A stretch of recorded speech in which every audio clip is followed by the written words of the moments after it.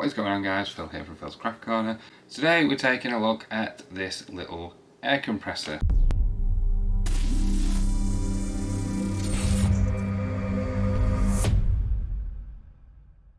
Now this is an air compressor, a power bank and a torch all in one, and I picked it up today in Lidl for £34.99. So let's get over to the workbench where I can unbox this and we'll see what's inside it.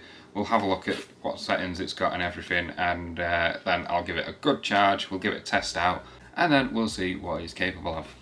Okay, so we're over at my workbench now and let's see what we get in the box.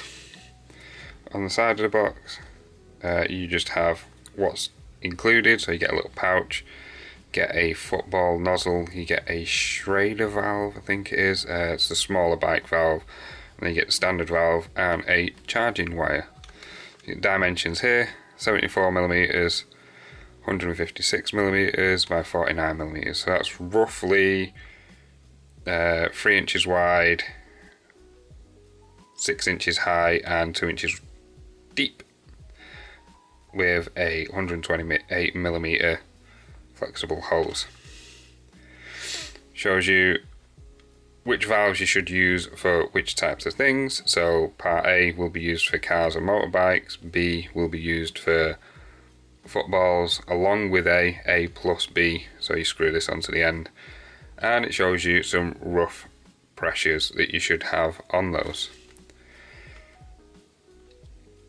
Some information in all different languages. I'll try and read the English one when I can find it. Compact rechargeable tyre inflator with power bank and light function, 52,000 milliamp digital auto stop LED light, 2-year Osram guarantee, product replacement for fault when used in a non-commercial application. It's made by Ring Automotive, which surprisingly this old one is too. This one worked great. It's got the same kind of nozzle on the top from the looks of it. I don't particularly rate these ones that you screw on. I prefer the ones that you have a valve that you pull down, the quick release ones. I just feel like when you want to do these you lose a bit more air. So let's open it up and see what's in the box.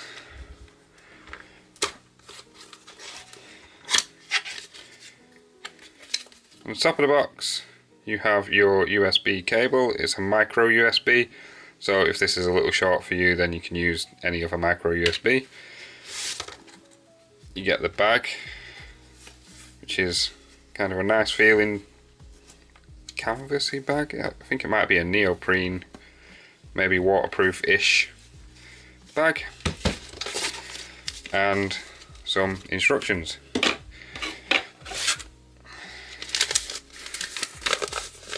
Again, similar to what's on the front of the box, it gives you some information. This will go up to 10.3 bar apparently, which would be quite impressive. Set of instructions on what's in the box. So if you hold the memory, after you turn it on, if you hold the memory for a second, it will change from kilopounds, I think it's kilopounds, I don't know what kPa is, to bar and psi. Set of instructions on how to use it with your car.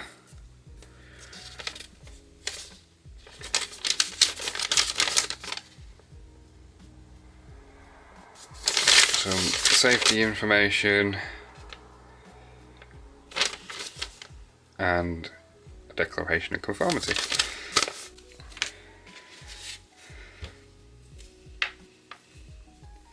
Inside the pouch, it's the unit. There we go. It's fairly heavy. It's right on 1.5 pounds, which is about 700 grams based on my very old dodgy scales. You've got your valve at the bottom, a little slot that has the smaller valve, and your football pump, nice and tidy in there. This fits quite nicely, so that's not going to fall out anytime soon.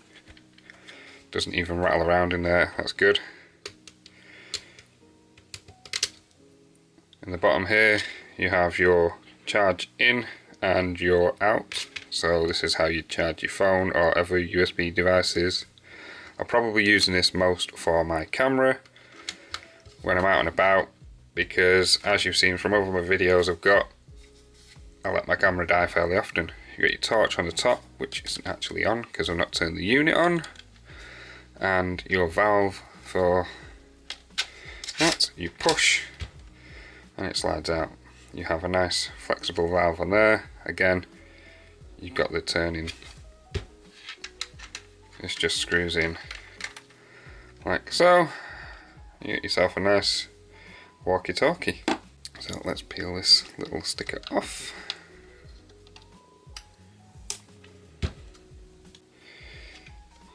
Turn it on, just press and hold.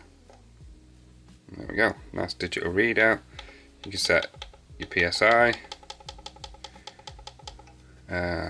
hold the menu, you can change that to bar, again, and KPA. So I'm going to put mine on PSI because I always go off PSI, and that is very, very high.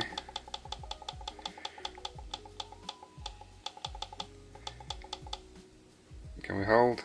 Yes, we can. Press and hold, it'll fly down.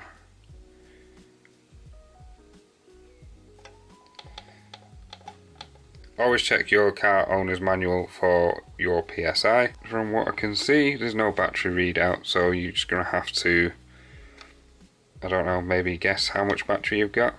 I've just been having a look at the manual properly, and as you can see here, right in this section, it tells you there is a power indicator.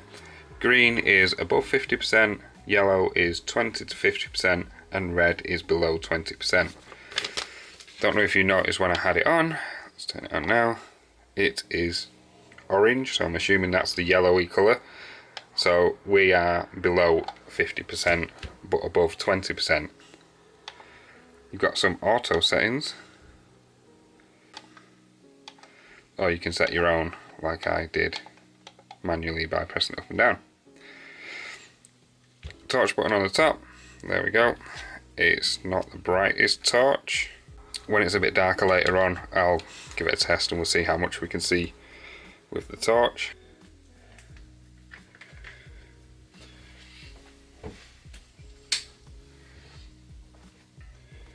As you can see, it's very dark in here now, so we're going to try the torch, and this is how bright the torch is.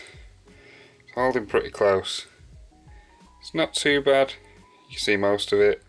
Let's bring the torch right up.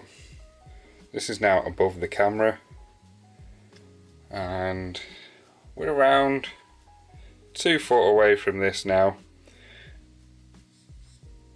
Personally, I can read this quite fine, and this whole area is lit up fairly well. It's kind of like a little camping light, so this will do pretty well for if you're in a dark area and you need to pump up your tyre.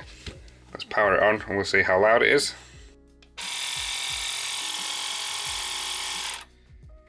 That's fairly loud. It's probably as loud as the big unit that I have. Might be a bit quieter actually. We'll do a decibel test on that using my phone later on. I don't have an actual decibel meter, but I'm sure we can get a rough idea of how much louder it is to a standard air compressor. So what I'm going to do now is I'm going to turn this off by pressing and holding the power button, and I'm going to put it on charge and give it a good charge for a few hours, just to make sure it is properly charged, and then we can go outside and we can try and pump up my flat car tyre.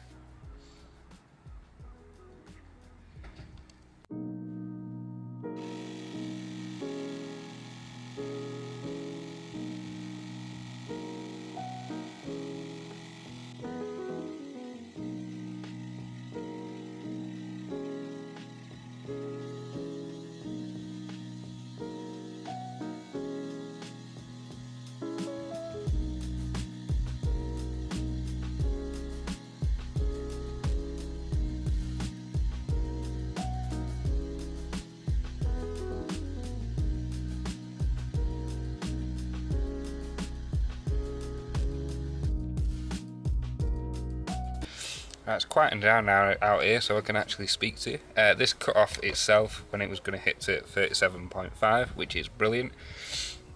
I did find this box of screws to fit under it because I didn't like the way it was just dangling down. If you were going to use this, I'd probably get your valve to the bottom or close to the bottom so it can sit nicely on the floor, and it's brilliant. It doesn't feel that warm, the hose doesn't feel too warm, so that's good. The noise level is quite low, so let's take it off and see how much air hisses out, because I don't like these twisty valves. You normally lose a bit of air. Actually, that was brilliant. You probably lose just as much air from this as you would the clip-on, and it was relatively easy to get off actually. Normally the screw-on and they're absolute pain, and the actual spinning part doesn't spin that well. This was really good. I'm really happy with the way it's turned out, and we'll turn it off. Orange light was on to show it was between 50 and 20% power. That came on pretty quickly, so I don't know how long this is going to last. Okay, so I've got the tape measure set up here. It's 2 foot away from my old air compressor, so we're going to put a bit more air in this tyre, and then we're going to see what kind of noise we get from this. So I've got a decibel meter here, and when I don't make any noise, we're between 33 and 40 decibels, just sat outside with a bit of wind noise. So I'll give this a press, we'll turn it on, and we'll see what noise it goes up to.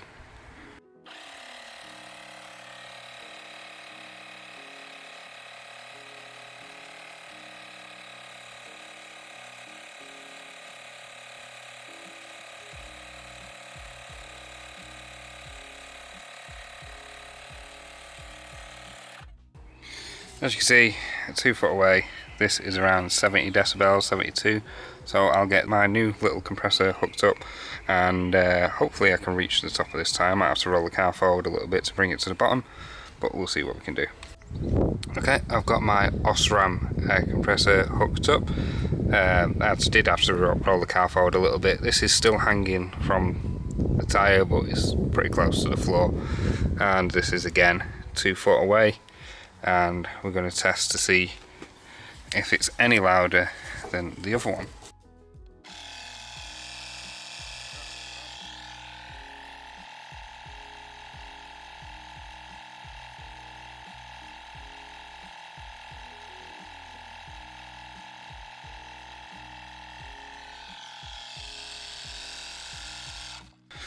There we go, that's topped out at 70, it was around 69, 70, so it is a little bit quieter than the old air compressor. I do need to put a bit more air in this tyre again. I really need to change this tyre. This has been 3 or 4 days since I last put some air in it, and it's back down to 17.5 psi. Definitely need a new tyre, but we're going to see if this can cope. It's still on the same charge, I've not charged it since, and we'll see if it does pump it up. So I finished inflating my tyres with this until it absolutely died. I went round and I tried to do all of the tyres. It did another 2 tyres before the battery ran out, and they only needed a couple more psi putting back into them. Another test that I did was I tried to charge my phone. You don't need to switch this on at all to charge your phone, you just plug the USB right into the bottom. You need to pull this little flap out first, like so, and you just plug your USB into there. It wasn't too bad. I charged it for half an hour and my phone went up 30%, and I have around 4,500 milliamps of battery capacity in this phone. So it's not too bad. If you've got an older phone, then it'll charge it just fine. You'll get a few charges out of it. I'll probably get 1, maybe 1.5. So do I like this and would I recommend it? I do like it. I actually really do like the design. I like how compact it is. I like that I can just keep it in the car. I can probably charge it while it's in the car. I don't have to keep the car running while I'm using it. So I'm not using extra fuel to just sit idle and pump up my tyres. It's not the fastest in the world. It's probably more aimed at bike riders, cyclists and motorbike riders, because their tyres are a bit smaller than cars, and it'll probably pump them up a lot quicker. It does say that you can pump up a bike tyre within 2 minutes, and I can kind of believe it. One thing I don't like is the nozzle, because it's got one of those twisty nozzles, but that being said, this is one of the best twisty nozzles I've used. It hardly loses any air when you're taking it off, and the length of it is it's just a little short. When I did my other tyres, I didn't bother rolling it around, I had it hanging. A couple of them were right at the top, and it was perfectly fine. It didn't hinder the progress with it at all, it didn't pull it out. So over time, I don't know how that's going to be, but it seems pretty good.